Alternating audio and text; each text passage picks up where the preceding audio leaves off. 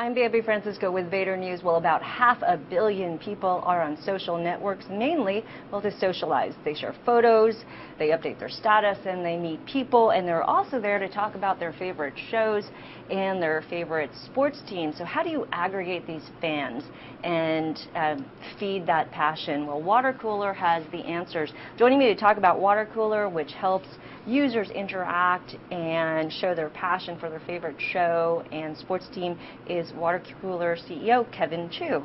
Kevin, thanks for joining me. Oh, thanks for having me. Well, as we were speaking earlier, there's a huge ecosystem around social applications, social application marketing companies. So just explain, who are the players in this emerging ecosystem, and where do you fit in? Sure. So the way that Watercooler is playing in the system is that we're a publisher. So that means we own and operate the applications that we have on Facebook and MySpace and other application platforms, which is a little bit special in that we can run advertisements and do ticketing offers and run our market research business all within this environment, and it's powered by our own servers. So there's a growing, when people talk about Facebook applications or applications in general, the companies that typically come up that you may have heard about are Slides or Rocky's, the Playfishes. We are all kind of publishers in our space, the Flicksters and iLike.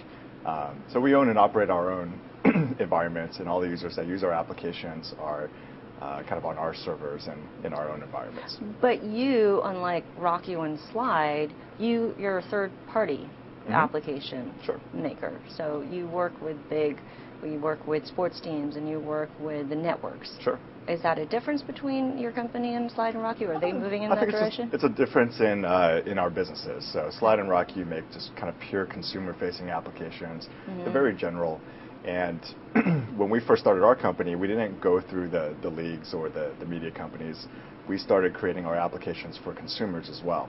So when we first started the company in July of 2007, we launched our first application on Facebook.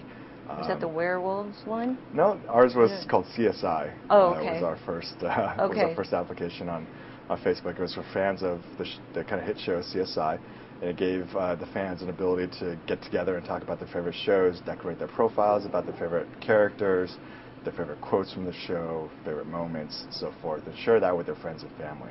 Okay. And so after we started building our applications, then we started working with all the major media companies. So at this point, we work with pretty much every major media company, as well as several of the studios as well. And on the sports side of our business, we're working with about 15 different sports teams. But that's just a difference in business model between us and Slide or Rocky. But at the end of the day, we own our application. So the brands own the end user. Right. So when you create an application, do the brands that you work with also own the end user? No, we generally end up owning the end user still. Okay. And the brands are basically reaching those users as they're passionately engaged in our environment. So it's almost like you're going to ESPN.com, reading your favorite news about sports.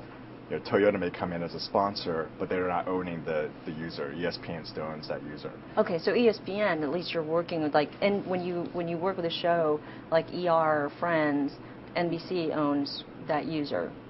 No, we generally still own that user. Okay, interesting. But we basically share that data through our new product offering. With our media partners, we show them what the fans are interested in terms of how the show is progressing along. Fans are rating every episode of the show. We share a lot of that data back with our media partners. And so just the philosophy behind, deciding to own the own user. I know that, having been in a situation where, we have users ourselves, and when you work with partners, the question's always who owns the user. Right. So do you ever get any pushback from brands that say, well, we kind of want to own our user, and so then how do you turn them around, and what's the value in what you're doing that they would give up something as valuable and not owning the user? So I think we think of ourselves as a media company, and we have a part of our business model as a media business model. Whereas I think when Toyota comes in and they work with us, or for example, we ran a big campaign with Canon recently during the Christmas season. Canon's not really interested in owning the user per se. I mean, it'd be nice if they did, but so they could recontact that user for future products and offerings. But at the end of the day, Canon's really interested in moving, Canon cameras off the shelves. So that's really what we help Canon with, and we have a media model for that. So I think the difference between Buddy TV and what we do is that we're bringing the sponsor in to an environment where fans are really engaged around their favorite sports team, their favorite television show, and the brands are able to participate in that environment. Right. Whereas Buddy TV, and I think they have a great product offering, they basically create for a brand a kind of perpetual evergreen environment where the fans are able to, or their users are able to interact with just that brand. Right. But I think that's been challenging when you look at the top applications on Facebook.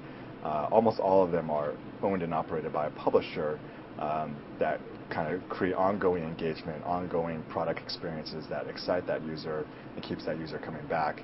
A lot of the branded applications, while they're great and when they first launch they get some interest and excitement, the brands generally move on. It's not their core business to keep updating the application, creating a repeat user experience. Right. The brands are really just interested in getting in front of that user to move products. So they have to tap the, they have to create a new campaign, basically. Exactly. So, well, okay, so this went in a totally different direction. We talked about who owns the user, but that's a very important topic. Sure. We're going to have you back so we could talk a little bit about some of your applications, and we can take a look. You can show us what it is to what you're doing to engage the fan base for your clients. So Kevin Chou, stick around. I've been speaking with Kevin Chou. He's the founder and CEO of Watercooler. I'm Bambi Francisco.